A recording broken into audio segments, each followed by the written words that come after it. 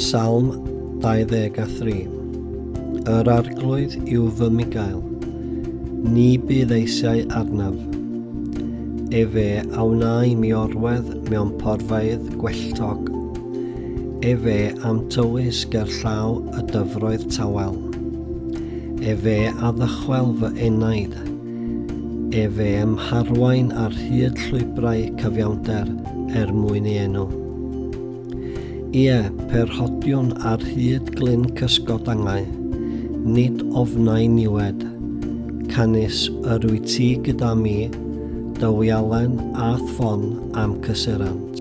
Ti a arlwy fford ger fy mron yngwydd fy ngwrthwynebwyr.